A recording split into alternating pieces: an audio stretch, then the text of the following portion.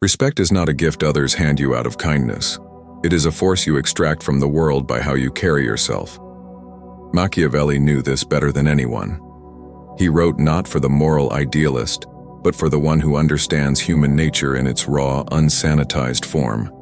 If you wait to be respected, you will die waiting. Because in the real world, people size you up in seconds. They scan your posture, your tone, your self-regard. And if you come across as soft, unsure, overly eager to please, they will exploit you, dismiss you, or walk all over you. This is not cruelty. It's instinct. People test boundaries not because they're evil, but because they can. Machiavelli understood the laws of power were not built on good intentions, but on perception.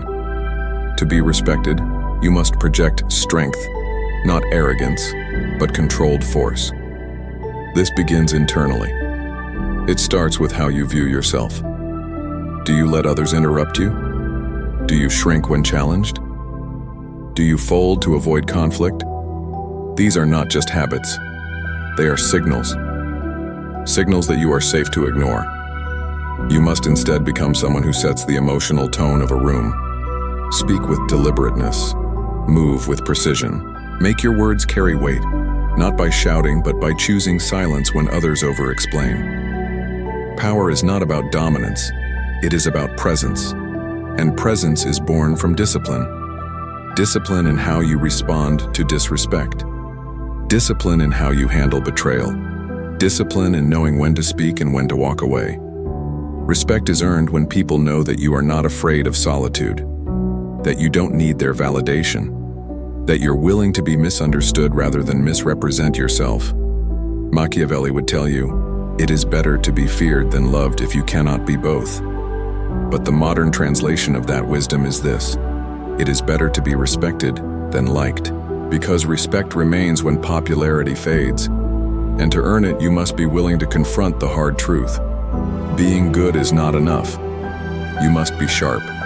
You must be alert. You must be unshakable in your standards. Only then will people recognize what they rarely admit out loud: that you are not like the rest, that you move differently, that your presence demands consideration, and that to cross you is to lose something valuable. The moment you ask someone to respect you, you've already lost the battle. Respect cannot be pleaded for, negotiated, or demanded. It must be commanded. And that command does not come from volume or aggression. It comes from how you carry yourself when no one is watching. Machiavelli saw power not as brute force, but as the art of perception. People respect what they cannot easily read, what they cannot control, and what they sense does not need them. If you find yourself constantly explaining your worth, defending your intentions, or proving your value, stop. You're broadcasting insecurity. You're leaking power. Real respect begins when you stop chasing approval and start embodying your standards. That means keeping your word, even when it's inconvenient. That means saying no, even when it disappoints others. That means drawing boundaries and enforcing consequences, not with drama but with finality. The person who commands respect is not the loudest in the room. They are the one whose silence makes people nervous. They speak less, but when they do, people listen. Because their words are backed by something rare: inner authority. And inner authority comes from alignment. When your actions reflect your principles and your presence reflects your discipline. Machiavelli would tell you, if you must choose between being loved and being feared, choose fear. Not because fear is cruel, but because fear is clear. When people fear crossing you, they treat you with caution. And in a world where manipulation is common and loyalty is fragile, that caution becomes your shield. This doesn't mean being heartless. It means being strategic. You can be kind, but never weak. You can be generous, but never at the expense of your dignity. Respect follows those who lead themselves, who don't flinch under pressure, who can walk away from anything that insults their soul. And that requires one fundamental shift. You must stop seeking peace at the cost of your power. You must stop explaining your worth to those committed to misunderstanding you. When you stop needing people to like you, You start attracting people who admire you. And when you show that you can stand alone, people begin to wonder what makes you so solid. That wonder becomes curiosity. That curiosity becomes respect, but only if you never beg for it. Most people live under the tyranny of wanting to be liked. They bend, they flatter, they accommodate every request, believing kindness will return kindness and empathy will be rewarded with respect. But this is a lie, one Machiavelli would scoff at. He understood something few dare admit. Those who crave affection are ruled by others. They surrender power the moment they make approval their currency. When you fear being disliked, your decisions are no longer your own. You hesitate to speak truth. You suppress anger. You silence boundaries. Not because you're virtuous, but because you're terrified. Terrified of losing the image you've so carefully crafted. Machiavelli saw how rulers who sought to be loved were inevitably undermined. Love is fickle. Respect can coexist with fear. But affection dies the moment you stop serving another's comfort. In psychological terms, this is called fawning, a trauma response where you appease to avoid abandonment. It feels like morality, but it's really a survival strategy. You become addicted to pleasing others, and in doing so, you vanish. Jung would call this the inflation of the persona, the false self that conforms to be accepted. And each time you betray your truth to keep the peace, a deeper part of you rots in resentment. Here lies the paradox. The more you try to be liked, the more you're disrespected. The more agreeable you are, the more forgettable you become. People don't respect doormats. They wipe their feet on them. Machiavelli knew the power of self-containment, of appearing independent and slightly untouchable. He didn't suggest cruelty, he suggested clarity. Set your terms. Say no without apology. Be willing to be disliked. Only then are you truly free. Because when you no longer depend on others for your sense of worth, you become unpredictable. You become someone who cannot be controlled. And that, paradoxically, makes others respect you more. They may not always like you, but they will look to you. Why? Because you stand where others fold. You speak when others remain silent. You walk away when others cling. This kind of inner power terrifies the manipulative and inspires the genuine. Machiavelli's wisdom wasn't about tyranny. It was about lucidity. If you want to earn respect, stop negotiating with your fear of rejection.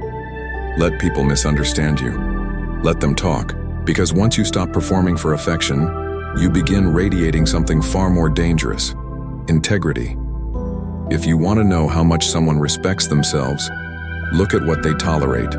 Look at who they let stay in their life, how they respond when crossed, and how quickly they betray their own values just to avoid discomfort. Most people think that setting standards is about controlling others. But Machiavelli would say the opposite. Standards are not about others. They are about your own strength.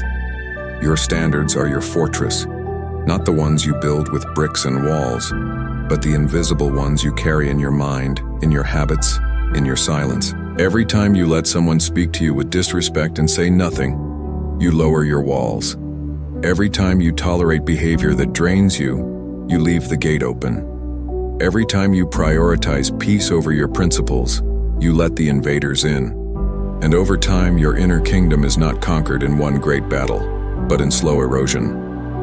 Machiavelli wrote that a prince must be both lion and fox, fierce in defense, cunning in perception. That applies to you. You must be fierce in defending your standards and cunning in seeing who tests them. Because many will. Some will do it directly, others subtly. Some will pretend to admire you while planting seeds of doubt. Others will smile as they slowly make you forget your worth. That's why your standards must be non-negotiable. Not because you're rigid, but because you are loyal to yourself. Standards are not walls to trap you. They are walls that protect your time, your energy, and your mind. When people see that you do not bend just to avoid conflict, they begin to take you seriously. When they know you're not afraid to lose them, they stop trying to manipulate you. When they realize you don't need constant reassurance, they stop testing your boundaries. And when they understand that your silence is not passive, but intentional, they begin to respect the quiet strength behind it. Machiavelli would say, politics is war by other means. In your life, relationships are often negotiation by other means. And if you walk into every negotiation without clear standards, you will be outmaneuvered. But when you hold your ground, when your values are sharp and your boundaries clear, you become the kind of person who is not just respected, you are remembered. Because your presence says one thing. Here, the standards are high. The loudest person in the room is almost never the most powerful. Power does not announce itself. It observes, it calculates, and it speaks only when necessary. Machiavelli knew this well. He wrote that a ruler should be like the fox who sees the trap and the lion who scares the wolves. But neither creature wastes energy roaring without purpose. In today's world, people confuse noise with influence. They think that by speaking often, reacting quickly, and always defending themselves, they gain authority. But in truth, the opposite is often more effective. Those who cannot remain silent reveal their insecurity. They rush to explain themselves, to justify, to seek validation. And in doing so, they hand over their power. Silence, on the other hand, is terrifying because it forces others to confront themselves. When you don't react immediately, they wonder what you're thinking. When you don't explain your every move, they begin to guess your intentions. And when you remain composed in the face of disrespect, it makes people uncomfortable because they realize they have no control over you. Machiavelli would say, the appearance of virtue is often more powerful than virtue itself. Silence gives you the space to craft that appearance, not through deception, but through discipline. A disciplined silence is not weakness, it is presence, it is focus, it is the refusal to be baited into emotional games. Think about it. How often do people try to provoke you just to pull you into their chaos? But when you remain silent, you remain unshaken. You say without saying it, I am not here to react, I am here to decide. And this terrifies people, because they cannot predict you, they cannot manipulate you, they cannot locate your weak points because you don't parade them. Silence creates mystery, mystery creates tension, and tension commands respect. But this doesn't mean you never speak. It means that when you do, your words carry weight. They are not impulsive, they are intentional. Silence teaches others that your energy is expensive, your attention is earned, and your mind is not easily accessed. Machiavelli would not tell you to be voiceless. He would tell you to be surgical. So let others shout. Let them chase approval. Let them drown in their own noise. You, stay quiet, stay sharp, and when the moment comes, speak with the force of someone who does not waste words, but commands them. Arguments are a trap. You may win with logic, but you'll lose with emotion. The moment you step into a verbal contest to prove your point, you've already conceded power. Machiavelli understood this fundamental rule of influence. People are not moved by reason. They are moved by perception, by fear, by status. And in argument, you give away the very thing that earns you respect, your frame. Your frame is the psychological boundary that defines how others must interact with you. If your frame is strong, people adjust their behavior. If it's weak, they challenge and provoke you. The modern world is obsessed with debate culture, but Machiavelli would scoff at this weakness disguised as virtue. He would say, do not explain, act, do not argue, position. When someone challenges your authority, the worst mistake is to fight them on their terms, because now you're reacting. Now you're equal. But if you refuse to take the bait, if you redirect, remain poised, or escalate in silence, you force the other person into your frame. You show that their words cannot reach you, that you exist in a domain above petty conflict. Dominating the frame doesn't mean being rude. It means understanding that perception is power. You don't chase agreement. You create gravity. Your presence alone should make others hesitate to challenge you. How? Through consistency, boundaries, posture, eye contact, and silence. When you walk into a room with certainty, when you carry yourself like someone who does not need approval, you set the tone. Machiavelli advised rulers to create appearances that invoke fear and admiration, even if they must hide their true nature. Because the truth is irrelevant without power. People don't follow who's right. They follow who leads. They follow the frame that absorbs others into its field. You don't dominate with facts. You dominate with energy, with the unshakable belief that you are already sovereign. So stop trying to be right. Be immovable. Let others debate and destroy each other while you watch, learn, and act. The one who refuses to be drawn into foolish battles earns a reputation of quiet strength. And that reputation spreads. Because people remember not the man who argued endlessly, but the one who made others rethink their behavior with a single look. Never argue. Dominate the frame. That is how power is earned and respect is maintained. Nothing terrifies a manipulator more than someone who can leave, not with rage, not with noise, but with silence and conviction. Machiavelli would say, the ability to walk away is the ultimate display of control, not over others, but over yourself. Most people stay trapped in situations that insult their dignity because they fear losing connection, status, or comfort. They bargain with disrespect. They explain their boundaries, hoping others will understand. But in doing so, they reveal their dependency. And dependency kills power. To earn real respect, you must master the art of walking away without explaining. Why? Because when you explain, you're asking for permission. You're seeking understanding from people who may have no intention of honoring it. But when you leave without drama, when you detach without broadcasting your pain, you communicate something deeper than words ever could. I owe you nothing. My value does not require your recognition.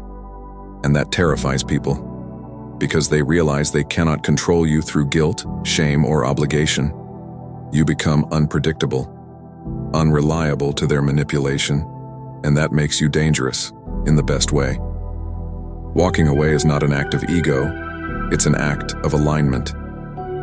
It means you've measured the cost of staying and decided your peace is worth more than your pride.